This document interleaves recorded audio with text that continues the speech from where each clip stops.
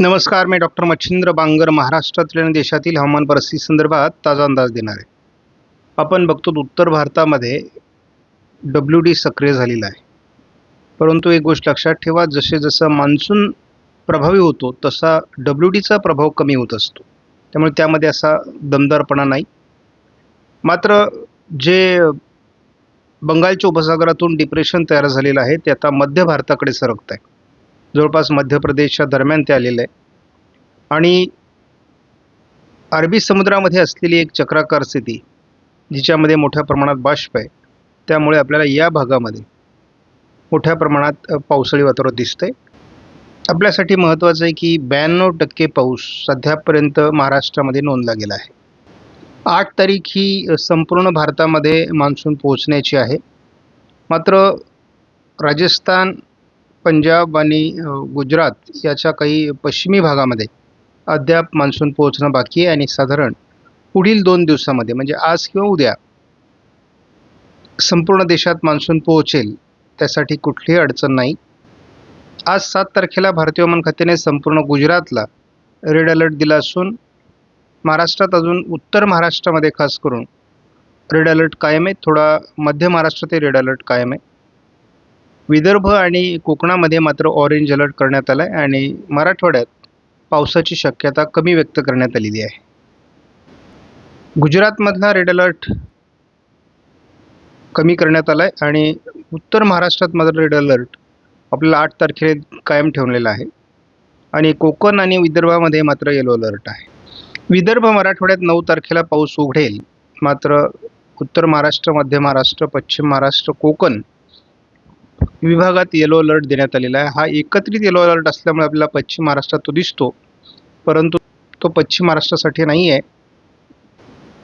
भारतीय हवामान खात्याने 10 तारखेपासून महाराष्ट्रातील पाऊस कोकणासहित उघडेल अशा प्रकारचा अंदाज या ठिकाणी नोंदलेला आहे. मान्सूनचे वारे महाराष्ट्रात आणि बहुतांश मध्य भारतात, पश्चिम भारतामध्ये कमजोर होणार आहेत. त्यामुळे पावसाची शक्यता 11 तारखेला नाही. तीच परिस्थिती 12 तारखेला देखील आहे. म्हणजे साधारण 10 तारखेपासून पुढे पावसाचं प्रमाण महाराष्ट्रात कमी होतं आहे. गेल्या 48 तासामध्ये आपण बघतो की कुठे पाऊस जास्त झाला, तर आपल्याला या भागामध्ये सर्वाधिक पावसाच्या नोंदी झालेल्या आहेत. अतिवृष्टी या ठिकाणी झालेली आहे. 300 मिलीमीटरपेक्षा जास्त पाऊस काही भागात झालेला आहे. त्याचबरोबर कोकण किनारपट्टीला देखील 400 ते 500 मिलीमीटर, काही ठिकाणी 600 मिलीमीटर पाऊस गेल्या 48 तासात झालेला आहे आणि त्यामुळे तो रायगड जिल्हा असेल किंवा पुणे जिल्हा असेल, ठाणे जिल्हा असेल, मुंबई असेल, या भागात तो पाऊस झालेला आहे. गुजरातच्या देखील काही भागात, दक्षिण गुजरातमध्ये अतिवृष्टी झालेली आहे आणि मध्य प्रदेशमध्ये देखील तुरळक ठिकाणी अशी अतिवृष्टी आहे. परंतु सर्वात अधिक प्रभाव हा छत्तीसगड, ओरिसा आणि महाराष्ट्रामध्ये बसलेला आहे. त्यामुळे या ठिकाणची पावसाची सरासरी मात्र वाढलेली आहे आणि आपण असं सांगितलेलं होतं की हा आठवडा, जुलैचा पहिला आठवडा हा निर्णायक असेल आणि 6 तारखेपर्यंत निर्णायक अशा प्रकारचा पाऊस कोकण किनारपट्टी, विदर्भामध्ये, मध्य महाराष्ट्राच्या पश्चिमी जिल्ह्यांमध्ये पडलेला आहे.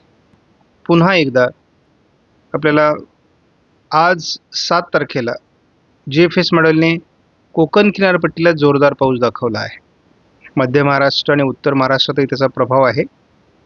हा प्रभाव 8 तारखेलाही कायम असेल. 9 तारखेला याचं प्रमाण कमी होईल. थोडा उत्तर कोकणात पाऊस असेल परंतु प्रभावी नाही. आपण 10 तारखेला याचं प्रमाण कमी बघतो.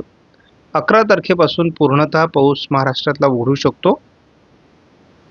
12 तारखेलाही पाऊस उघडलेला असेल. कोकणात हलक्या सरी असू शकतात. 13, 14, 15 आणि 16 तारखेपर्यंत पाऊस उघडलेला राहील, परंतु कोकणात हलक्या सरींची शक्यता 16 तारखेपासून पुन्हा आहे. ECMW मॉडेलने देखील आज छत्रपती संभाजीनगर, अहिल्यानगरच्या काही भागामध्ये हलक्या ते मध्यम सरी होतील.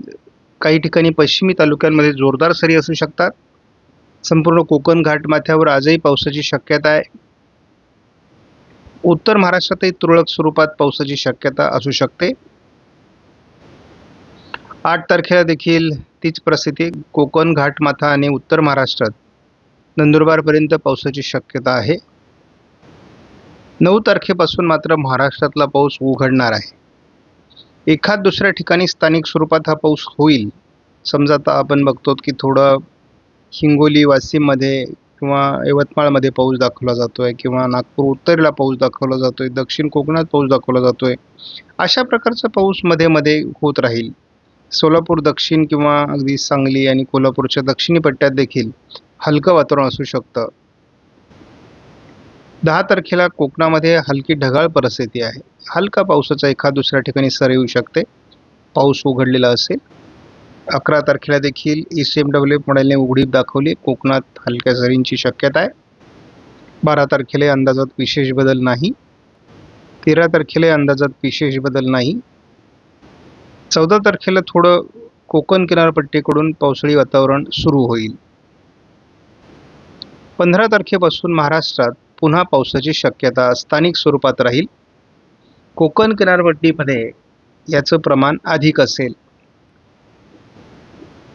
16 तारखेला पूर्व विदर्भ आणि कोकण हा जो पॅटर्न आहे, म्हणजे आता उत्तरार्ध जुलैचा सुरू झाला.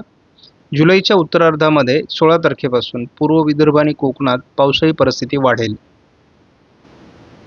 17 तारखेला देखील महाराष्ट्रात पॅचेसमध्ये ठिकठिकाणी पाऊस होणार आहे. कोकणामध्ये पावसाची पुन्हा एकदा जोरदार स्थिती असेल आणि विदर्भाच्या उत्तरेकडून मग यामध्ये अकोला, अमरावती, नागपूर, भंडारा, गोंदिया, चंद्रपूर या काही भागात आपल्याला पाऊस दिसू शकतो. अगदी त्याचा प्रभाव जळगावपर्यंत असू शकतो. 18 तारखेला पुन्हा मुसळधार पाऊस आपल्याला कोकण किनारपट्टीत बघायला मिळेल. पश्चिम विदर्भामध्ये बघायला मिळेल. उत्तर मराठवाड्यात बघायला मिळेल. उत्तर मराठवाड्यामध्ये जालना असेल, छत्रपती संभाजीनगर असेल. उत्तर महाराष्ट्रातील अगदी नंदुरबार, धुळे, जळगाव, अगदी नाशिकपर्यंत पावसाचं प्रमाण पुन्हा वाढण्याची शक्यता आहे. कारण एक सिस्टम पुन्हा मध्य प्रदेशवर येईल आणि पुन्हा जी सिच्युएशन आज आहे ती आपल्याला पुन्हा एकदा 18 तारखेला बघायला मिळेल. 19 तारखेला देखील कोकणात मुसळधार पाऊस असणार आहे. महाराष्ट्राच्या उत्तरेकडून मग नागपूरपासून तर अगदी नंदुरबारपर्यंत उत्तरेकडे जिल्ह्यांच्या उत्तरेकडील भागात पावसाची शक्यता राहील. 20 तारखेलाही कोकणात पाऊस कायम असणार आहे. कारण जुलै हा महिना मुळातच कोकण घाटमाथ्यावरील पावसाचा आहे. पूर्व विदर्भातील पावसाचा आहे. उर्वरित महाराष्ट्रात विशेष पाऊस जुलैच्या या काळात पडत नाही, हे लक्षात ठेवा. 21 तारखेला देखील आपल्याला केवळ पूर्व विदर्भ आणि कोकण असंच पावसाळी वातावरण दिसणार आहे आणि हा जुलै महिन्याच्या पावसाचा पॅटर्न आहे, हे लक्षात ठेवा. आणि जर या पॅटर्ननुसार जुलैत पाऊस पडत असेल तर सप्टेंबर, ऑगस्ट या महिन्यामध्ये देखील आपल्याला विशाखापट्टणमकडून कमी दाबाचं क्षेत्र महाराष्ट्रावर येऊन जोरदार पाऊस होण्याचे संकेत आहेत. कारण पॅटर्नमध्ये बदल नाही. ज्या ठिकाणी मध्य भारतावर डिप्रेशन पोहोचले त्या ठिकाणी वारे सरकत आहेत आणि साहजिकच जर वारे त्या बाजूने गेले तर वाऱ्यांची गती केवळ महाराष्ट्रात दिसेल. विशेष पावसाळी वातावरण असणार नाही. 9 तारखेनंतर पाऊस कमी होतोय तेव्हा नेहमीच्या पॅटर्नचे नॉर्मल वारे वाहतील. 11 तारखेपासून वाऱ्यांची गती जरी असली तरी महाराष्ट्रामध्ये आपल्याला विशेष पावसाळी वातावरण 11 तारखेपासून नाही. आपण महाराष्ट्राच्या उत्तरेकडे जसे जाऊ तसा हवेचा कमी दाब तयार होतो आणि जसं महाराष्ट्राच्या दक्षिणेकडे जाऊ आपण तसा हवेचा दाब वाढतोय आणि ज्या भागामध्ये हवेचा दाब वाढतो त्या ठिकाणी पावसाचं प्रमाण कमी असतं आणि ज्या भागात हवेचा दाब कमी आहे त्या भागामध्ये मात्र आपल्याला पावसाचं प्रमाण वाढताना दिसतं. 9 तारखेपर्यंतच पावसाळी वातावरण महाराष्ट्राच्या काही भागात आहे. तर तो भाग कुठला आहे तो आपल्या समोर आहे. कोकणाच्या या भागात म्हणजेच कोल्हापूर, सातारा, पुणे, अहिल्यानगर आणि नाशिकच्या पश्चिमी भागात पाऊस आहे आणि इकडे रत्नागिरी, सिंधुदुर्ग त्याचबरोबर नंदुरबारपर्यंत जळगावच्या उत्तर भागामध्ये आपल्याला पाऊस दिसतोय आणि हा जवळपास नागपूर, भंडारा, गोंदिया, गडचिरोलीकडे किरकोळ स्वरूपात आहे. तर या पद्धतीने पावसाळी वातावरण आहे. बाकी महाराष्ट्रात पाऊस फार कमी आहे. म्हणजे आपल्याला बीड, परभणी, नांदेड, लातूर, धाराशिव, सोलापूर, सांगली, पुणे पूर्व, अहिल्यानगर दक्षिण, कोल्हापूर पूर्व भागात पाऊस दिसणार नाही. 15 तारखेपर्यंत हे वातावरण असंच राहील. आपण जे 15 ते 21 पुढचं वातावरण बघतो त्या अगोदरचं वातावरण याच्यामध्ये सहभागी नाही आहे. 15 तारखेपासून म्हणजे 16 तारखेपासून तर 21 तारखेपर्यंत आपण जर वातावरण बघितलं तर महाराष्ट्रामध्ये आपल्याला पुन्हा एकदा कोकण किनारपट्टीला घाटमाथ्यावर जोरदार पावसाळी परिस्थिती तयार होताना दिसते. त्याचबरोबर नंदुरबार सहित थोडं या नागपूर, भंडारा, गोंदिया, गडचिरोली या भागात देखील असं थोडं पावसाळी वातावरण बघायला मिळू शकतं. तर बाकी हा जो महाराष्ट्राचा पट्टा आहे, या पट्ट्यामध्ये पाऊस कमी असणार आहे. पण एक लक्षात ठेवा, मी तुम्हाला सांगायचा नेहमी प्रयत्न करतोय की पूर्व विदर्भ आणि कोकण असंच पावसाचं वातावरण हे जुलैमध्ये असतं. जुलैमध्ये आपल्याला ज्या भागामध्ये मी पट्टे मारलेले आहेत त्या ठिकाणी फार पाऊस नसतो. लक बाय चान्स पावसाच्या सरी आल्या तर येतात, नाही तर फारसा पाऊस नसतो. आता आपण धावता अंदाज घेणार आहोत. आजपासून पावसाळी काय परिस्थिती आहे. आज अहिल्यानगरच्या पश्चिमी भागात, छत्रपती संभाजीनगरच्या थोडं पश्चिमी भागामध्ये म्हणजे अकोले असेल किंवा इकडे वैजापूरपर्यंत असेल, नाशिकचा दक्षिणी भाग आहे, पुण्याच्या पश्चिमी भागापर्यंत पावसाळी वातावरण आहे. म्हणजे संपूर्ण कोकणात आज पावसाळी वातावरण आहे. हलक्या ते जोरदार सरी होतील. नाशिक विभागात मात्र थोडं पावसाळी वातावरण दुपारपर्यंत चांगलं दाखवलं जातं आहे. दुपारनंतर आज पावसाचा प्रभाव महाराष्ट्रातला आणि कोकणातला देखील कमी होणार आहे. 8 तारखेला देखील आपण बघतो थोडं उत्तर महाराष्ट्रामध्ये जळगाव असेल, मालेगाव, धुळे, नंदुरबार या भागामध्ये पाऊस असणार आहे, कारण अजून वातावरण आहे. कोकणाच्या घाटमाथ्यावर देखील पावसाच्या सरी 8 तारखेला असणार आहेत. आणि थोडं अंतर्गत भागात देखील महाराष्ट्राच्या मराठवाडा किंवा अगदी इकडे सोलापूरपर्यंत, नांदेडपर्यंत स्थानिक वातावरणाला पोषक स्थिती आहे. त्यामुळे 8 तारखेला थोडं स्थानिक चांगल्या सरी होऊ शकतात. 9 तारखेपासून मात्र पावसाचं प्रमाण खूप कमी होणार आहे आणि 10 तारखेला महाराष्ट्रातला पाऊस विश्रांती घेईल. 11 तारखेला देखील तीच परिस्थिती आहे. 12 तारखेला तीच परिस्थिती आहे. 13 तारखेला तीच परिस्थिती आहे. 14 तारखेपर्यंत पावसाळी खंड राहील. म्हणजे 10 तारखेपासून 14 तारखेपर्यंत 5 दिवसाचा खंड आहे. 14 तारखेला पुन्हा एकदा दाट धुके आणि चांगल्या पद्धतीचं आपल्याला ढगाळ वातावरण कोकणात घाटमाथ्यावर दिसेल. प्रत्यक्ष पावसाला सुरुवात 15 तारखेपासून कोकणामध्ये होईल. पॅचेसमध्ये महाराष्ट्राच्या अंतर्गत भागात देखील ठिकठिकाणी पावसाला सुरुवात होईल 15 तारखेपासून. 16 तारखेला या पावसाच्या प्रमाणात थोडी वाढ होईल, कारण पूर्व विदर्भात भंडारा, गोंदिया आणि चंद्रपूर, गडचिरोलीमध्ये थोडं वातावरण असणार आहे. चांगल्या प्रकारच्या सरी कोकणातही बरसतील. त्यानंतर आपण या ठिकाणी उशिरा बघतो रात्री विदर्भाच्या अगदी अकोला, वाशिम, परभणी पूर्व, नांदेड, लातूर पूर्वपर्यंत पावसाळी वातावरण असणार आहे. कोकणातही चांगल्या सरी असतील जोरदार. 17 तारखेला महाराष्ट्रात स्थानिक वातावरणासाठी पोषक स्थिती निर्माण होईल. यामध्ये बीडमध्ये पाऊस असण्याची शक्यता, अहिल्यानगरमध्ये, छत्रपती संभाजीनगर, जालना, वाशिम, बुलढाणा, अगदी जळगावच्या भागामध्ये मात्र हलका पाऊस आहे. अगदी शिडकाव्यासारखा पाऊस असेल. काही ठिकाणी जोरदार सरी होतील. यामध्ये मेघगर्जना नाही. मेघगर्जनेचा पाऊस या दरम्यान केवळ नागपूर, भंडारा, गोंदियाच्या उत्तरेला आहे. बाकी आपल्याला मेघगर्जना आता कमी दिसेल. 17ला पाऊस आहे, म्हणजे थोडक्यात पावसाचा खंड नाही.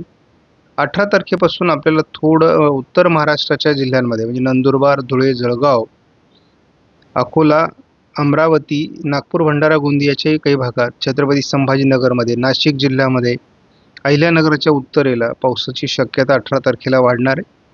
महाराष्ट्रात अंतर्गत भागात देखील, मग मराठवाड्यामध्ये, पश्चिम महाराष्ट्रामध्ये देखील स्थानिक वातावरण जर तयार झालं तर पाऊस पडू शकतो.